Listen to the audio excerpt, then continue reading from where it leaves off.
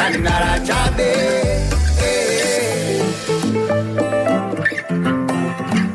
And you're still tuned into Sakhisizwe, Building the Nation, Bodinas. It's gone exactly 25 to 1. And right now, joining us on the line is Jambo Naphula. He is a showman, social artist, songwriter, creator, rapper, comedian, producer, and the list basically goes on. And he have many talents, but he describes himself in a very simple way, and that is being a silly guy that makes music and art to uplift the people. And he also creates music with the people, for the people, and that's why he considers himself as a social artist. Mixing music with comedy and social issues is his main thing. And that was one of his songs that I played, called Tandala Chabe. So good afternoon, Jambo. How are you today? Good afternoon, Jasmine. You hear me? Yes, I can hear you clearly. Perfect. Well, good afternoon. Everything is fine. I'm just chilling here in Spain. Good to hear your voice, and thank you for inviting me to this interview and for playing the song. It's only a pleasure. And how is the weather there in Spain? It's cold now. Well, I mean, Spain is not as bad as the rest of Europe, let's say Eastern Europe, but I've been getting used to the weather in South Africa. I've been escaping winter lately. So when it was summer in Europe, I was in Europe, and when it was summer in Africa, Southern Africa, then I was there. But now it's cold here. Don't worry, I've got you covered. I'll send you a little bit of sunshine from South Africa yes, just to please. warm you up. So just to get into things, Jambo, thank you very much for taking the time to speak to us today. But you've quite been a busy man also, because once I started with the intro, there's a lot of things that you have been doing. So you are very talented. So amongst all of that, you've also traveled a lot. So where do we start? Tell us a little bit more about how music found Jambo. How music found Jambo. Well, that's been a long journey. First, I discovered music when I was maybe 10 years old, and I was living in England. I was living there because my dad, he was in the military, so we would be destined to different parts of the world. So at that time, I was there in London, and I started playing the cello, and then I was playing in an orchestra there. I even played in the Royal Albert Hall. So I spent some few years playing the cello. Then when I went back to Spain, I was there for a few years in England. So then I went to Spain. Then in Spain, I started with rapping and with beatboxing. And then from that moment, I started to be in a gospel choir here in Spain. Then I started to travel to Africa, started to get influence from African music in Mozambique, most specifically. Then I've been all around doing a cappella performances when I went to South Africa for the first time. So everywhere I went, I've always been feeding off the style of the place, kind of. So do you feel it's very important for an artist to be versatile, especially in today's era? I think, I'm lucky because I love being versatile. I don't think that each artist should be, but I think it's good. I think it's good that different artists learn from different styles. Obviously, there are some artists that might be more accomplished in this sense that maybe it's easier for them to learn different styles. But for example, if there's a jazz artist that's only singing jazz, it would be so great for that artist to suddenly start with classical music or with just African, because it opens up your mind so much. And especially the way I do it, that I go to the country itself, to different countries, and learn from the local artists. That's just one of the best experiences you can have as an artist. Definitely, and I agree with you fully. Jambo, and I hear what you were saying, that you started moving around a lot due to your father being in the military. But do you also think that has played an influence in your life, that you are now in that aspect also, that you like to travel around? Yeah, definitely. So, I mean, this is how it was. For example, I was born in Spain. 2 years after that, my family took me to the States. We lived there 4 years. Then we moved from the States to Spain. We lived 4 years in Spain, then 4 years England, then back to Spain.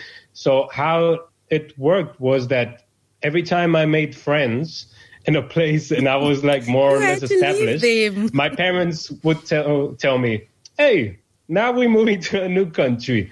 And I was like, now I got all these friends and now we got to move. And I would start again. Okay, no problem. I start again, making new friends. And I have my new life all established. And boom, hey, Bobby, so we're going to move again. Oh, man. So then, boom, again, we had to change place. So, I mean, in the moment, it was annoying as a kid, but it nurtured me so much. And it really played a role in my life now, because that's basically what I'm doing. I'm traveling a lot on the cruise ships. I'm working on the cruise ship. So each week I'm meeting new people, making new friends. And I have that traveling blood now. So it's hard for me to stay like in a place for 1 week even. Okay, so you won't understand what's happening if you are stuck in one place for quite some time. So I can imagine during the COVID-19 period, it was extremely difficult for you to be isolated in one spot for so long.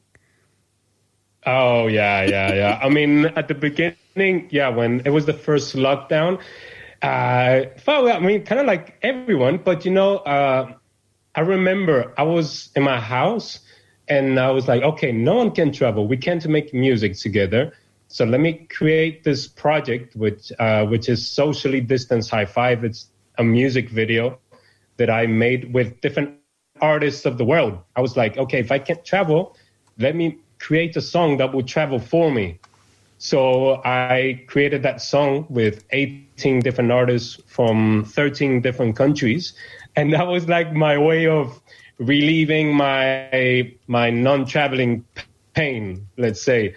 So that's how I dealt with that. And by the end of 2020, also is when I went to South Africa for the first time. So it was still during COVID times, but that was actually when I traveled the most, because I went to South Africa, then Botswana, Zambia. So somehow I made my way, Okay, very interesting. And then being in the entertainment industry, it is somehow very difficult. It is a difficult industry for some people, depending on how you take it. Like, what are the challenges that you encountered in this industry? And you still basically in this industry because you started at the age of 10 and you evolved from over the years, and that's why you are such a versatile artist today.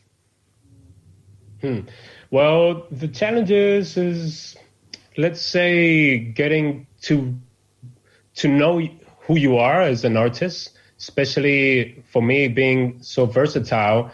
It was a bit hard for me to kind of recognize who I was as an artist, because, normally when an artist is just classical music, then boom, then it's just a musician that plays the cello, for example, in an orchestra.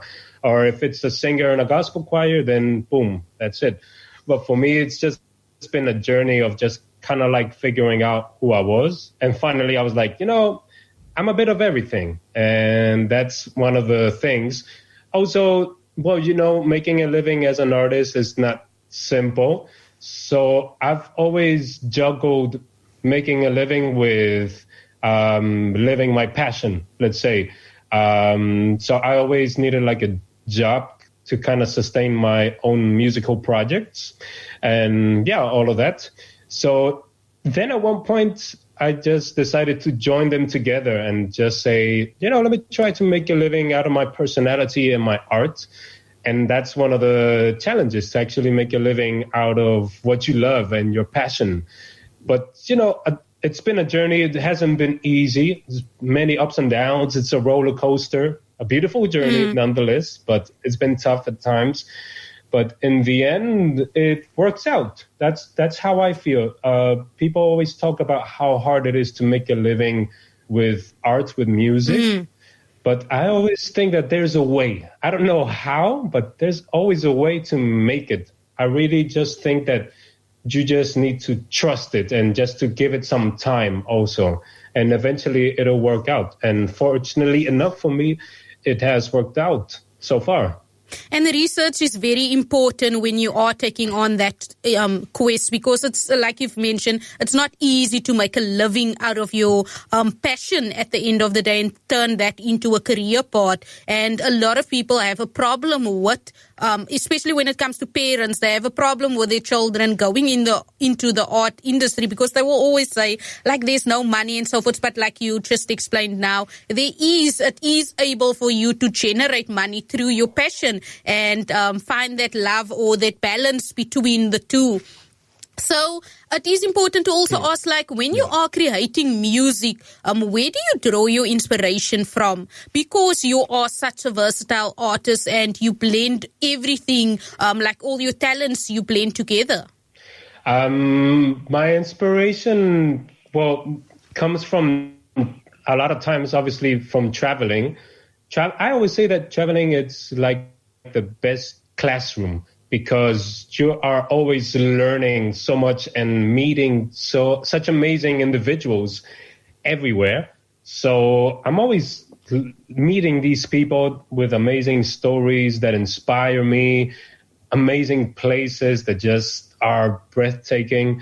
So, when I travel, I just feel inspired constantly. It's true that I don't always find the time to create music in the moment, but I find inspiration in traveling and in the people that I meet. I think the stories that people tell me is what inspires me the most, and stories from different cultures, different backgrounds.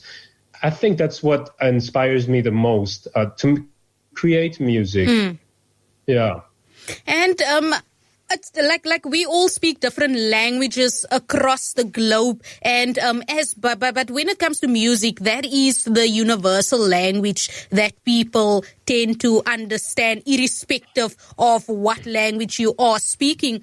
So therefore, if people want to know a little bit more about you or find your music and find out when there is a live concert taking place, because I would hope there's a concert in the making, how do they go about all of that, like social handles and so forth?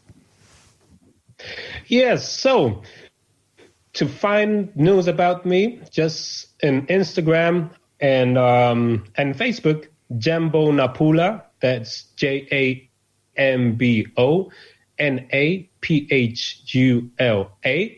Jambo Naphula, and also on YouTube. And basically, I'll be obviously promoting concerts, gigs, new tracks that are coming out. I got some stuff that's coming out soon. So people better stay tuned. Stuff is gonna happen. So definitely they need to keep their eyes tapped on your social medias, and that is where the magic basically happens. So thank you very much, Jambo, for taking the time to speak to us today. We wish you nothing but the best, and have a wonderful day, as well as a good festive ahead as well. Are there any additional words in closing you would like to end off with? Well, first of all, thank you for having me here, Jasmine. It's been my pleasure. I'll be making my way to Cape Town and South Africa in general pretty soon, in January. So looking forward to doing stuff and doing gigs there. So people in South Africa, Cape Town, I'm coming there. So let's make it happen. And apart from that, just if you want to travel with music, just follow me and I'll take you on a trip. Excellent stuff. Thank you very much for taking the time, and we'll definitely look forward to that visit at Bush Radio in January. Yes, thank you very much. You said you're coming to South Africa, so yes. Oh, yeah. See you. It's happening. Bye. Bye. And that was Jambo Naphula, and he was just telling us a little bit more about his music career and what you can look forward to, what's still yet to come. So you go via his socials, Jambo Naphula, and that is JamboNaphula. For social medias, that's for Insta, and for Facebook, that is where the magic is happening.